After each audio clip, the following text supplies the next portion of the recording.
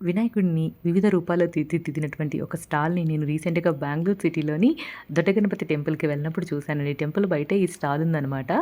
చాలా బాగా అనిపించి ఈ వీడియో తీస్తున్నాను. ఒక లేడీ రన్ చేస్తుందండి. ఆవిడ ఈ విగ్రహాలన్నీ తయారు చేయడంలో ట్రైనింగ్ కూడా తీసుకున్నారట. నెలకి 40 విగ్రహాల దాకా తయారు చేస్తారట. మట్టితో మాత్రమే తయారు చేస్తారు.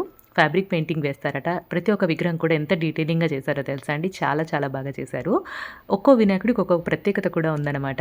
మనలో ఎక్కువగా కోపం ఉంటే అది తగ్గడానికి, పిల్లల్లో చదువు పట్ల కాన్సంట్రేషన్ పెరగడానికి, ఎవరికైనా సంతానం కలగకపోతే వాళ్ళకి సంతానం త్వరగా కలగడానికి, నరదృష్టి తగ్గిపోవడానికి, మనం ఏదైనా సంకల్పం అనుకుని అది నెరవేరాలి అంటే అది త్వరగా నెరవేరడానికి, ఇలా ఒక్కొక్క అంశానికి సంబంధించి ఒక్కొక్క వినాయకుడిని అక్కడ తీర్చిదిద్దారనమాట.